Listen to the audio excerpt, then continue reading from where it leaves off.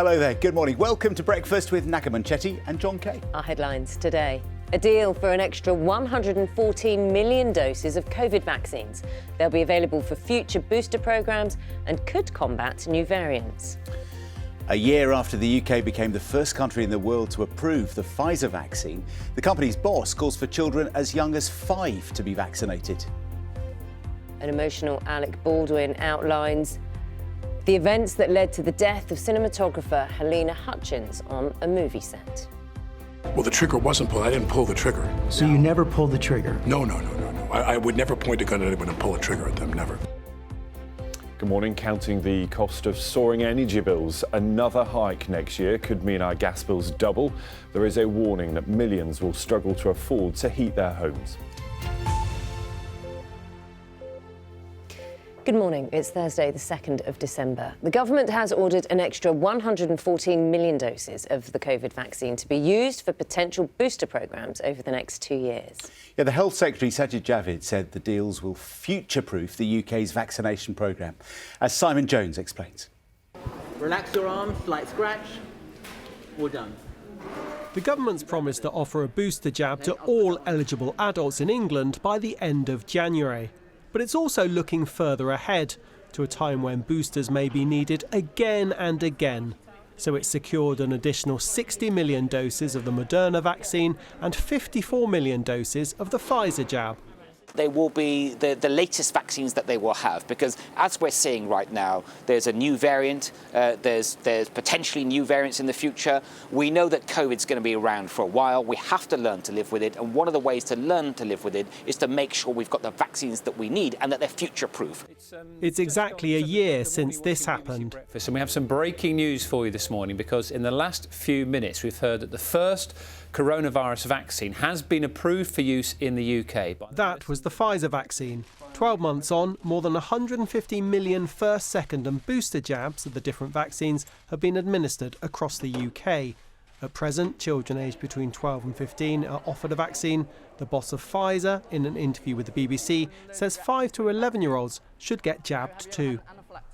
I think that COVID in schools is thriving.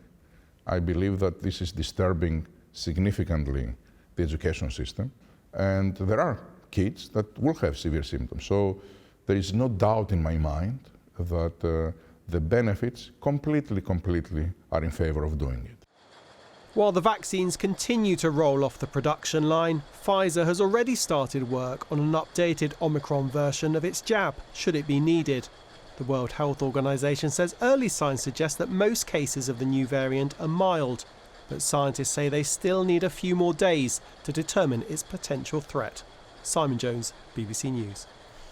Well, with people talking about their Christmas plans with this new variant circulating, the Prime Minister has refused to deny that Christmas parties were held in Downing Street last year when the UK was in lockdown. He's insisted no COVID rules were broken. Let's talk more to our chief political correspondent, Adam Fleming. Adam, morning to you. So we're all kind of curtailing our plans about Christmas this year. What we're talking about, as John said, is what happened last year, but then the rules were even more stringent, weren't they? Yeah, as we enter Christmas party season in the real world, we're in Christmas party season in the news world, because there are various stories around Christmas parties at various times. The first one is that claim, first reported in the Mirror, that there were several kind of boozy gatherings, as the newspaper describes it, in Downing Street in November and December last year, at times when either London or England was in restrictions that meant you shouldn't be having gatherings. The BBC's spoken to one source who attended what sounds like a party, where there was catering and there was booze and there were party games.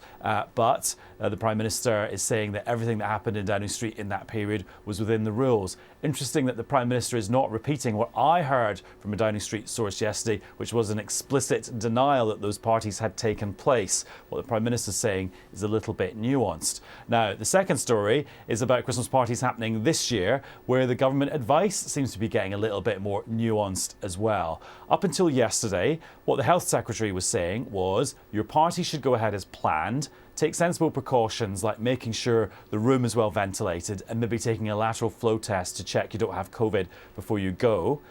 Enter the Work and Pensions Secretary on ITV last night, half jokingly, or maybe fully jokingly, saying you also now shouldn't be snogging, in her words, strangers under the mistletoe. So that's now a little extra bit of advice that's being added to the guidance, and perhaps making it a little bit more confusing for people about what you should and shouldn't be doing at a Christmas party. And also the government starting to get a little bit involved in more intimate personal matters, you could say. The third strand about Christmas parties, an increasing number of organisations and venues saying that people are cancelling as a result of the Omicron variant, and so that could have quite a serious knock-on effect for the Christmas economy. Adam, thanks very much. Interesting that you used the word snogging there. It's been a while since we've used that word, but never mind. Well, maybe at work. I mean, in my personal life. I mean. Oh, yeah. You stick to political correspondent, shall we? And we'll keep the rest of it out of it. Thanks, Adam. We might hear that word quite a lot over the next few days. 6 minutes past 6, and the actor Alec Baldwin says he didn't pull the trigger of the gun that fatally wounded cinematographer Helena Hutchins on the set of his film Rust. The star made the claim to the American television network ABC News, which will air tonight, and it will be his first sit-down interview since the incident took place in October. Our North America correspondent David Willis has more.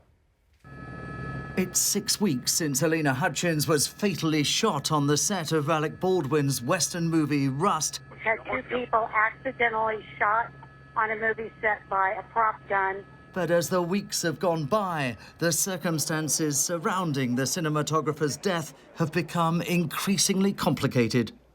A statement released by local detectives only hours after the shooting referred to a firearm discharged by Alec Baldwin. But now the actor himself is giving his version of events. The trigger wasn't pulled. I didn't pull the trigger. So you never pulled the trigger? No. I would never point a gun at anyone and pull a trigger at them, never. What did you think happened? How did a real bullet get on that set? I have no idea. Someone put a live bullet in a gun, a bullet that wasn't even supposed to be on the property. Police retrieved hundreds of rounds of ammunition from the film set, including, it's thought, other live rounds. They've been investigating reports of dissatisfaction on the part of crew members who staged a walkout the day before the fatal shooting. And claims by the woman in charge of firearms safety, Hannah Gutierrez-Reed, whose lawyers have said the gun could have been sabotaged. 6 weeks on from the tragedy in this remote part of northern New Mexico, and the investigation appears to be growing more complex by the day. David Willis, BBC News, Los Angeles. A 19-year-old man has been arrested over the death of a teenage girl in Hamilton, South Lanarkshire. Amber Gibson, who was 16 years old, was reported missing from her home in the Hill House area on Friday. Her body was discovered in a nature reserve on Sunday. Police Scotland say that inquiries are still ongoing. Everton and Liverpool fans united for a minute's applause at the Merseyside derby last night in memory of Ava White, the 12-year-old girl who was killed last week. Fans also held a banner raising awareness about knife crime. Ava was stabbed in Liverpool city centre last Thursday. A 14-year-old boy has been charged with murder. A judgment is expected this morning in the appeal by Associated Newspapers in its ongoing privacy dispute with the Duchess of Sussex. Yeah, the group which publishes the Mail on Sunday is appealing against a ruling not to hold a full trial after the paper reproduced parts of a handwritten letter from the Duchess to her father, Thomas Markle, back in 2019. Here's our royal correspondent, Nicholas Witchell. It began with a letter written by the Duchess of Sussex just 3 months after her wedding to Prince Harry and sent in August 2018 to her father Thomas. Their relationship at the time was difficult. On the 9th of February 2019, the Mail on Sunday published lengthy extracts from the letter which had been given to the newspaper by Mr Markle. Meghan, strongly supported by her husband, brought a civil action against Associated Newspapers, publishers of the Mail on Sunday, claiming that her privacy had been breached. She said the letter had disclosed her intimate thoughts and feelings. In February of this year, a judge at the High Court ruled in Meghan's favour. He said the disclosures in the newspaper had been manifestly excessive and were hence unlawful. He said the issues were so clear-cut there was no need for a full trial. Associated Newspapers appealed and produced evidence that they hope will show that the issues are not as clear-cut as had been thought. They produced a witness statement from Meghan's former communication secretary, Jason Knauf, which indicated that Meghan had written the letter to her father knowing it might be leaked, and Meghan had authorised cooperation with the authors of a book about her and her husband, something she'd previously denied. Today's court decision will decide whether Meghan's privacy case should, after all, go to a full trial. If that were to happen, there would be the prospect of Meghan and her estranged father giving evidence against each other in court. Nicholas Witchell, BBC News. Voters will head to the polls in a parliamentary by-election today in the seat of Old Bexley and Sidcup. The vote will find a successor to James Brokenshire, the Tory MP who died from lung cancer in October. Polls open at 7 a.m. and will close tonight at 10. An art installation of a traditional Irish pub has been unveiled as the winner of this year's Turner Prize. One way to get people into a gallery, isn't it? It was created by 11 Belfast-based artists known as the Array Collective, and they say that this piece is in response to issues including abortion rights and mental health. It features photos, memorabilia and videos, some of them representing hidden messages about sexuality and identity. There's always so much more to what you first see, isn't there? That's when it the winner. comes to art, that's the beauty of it.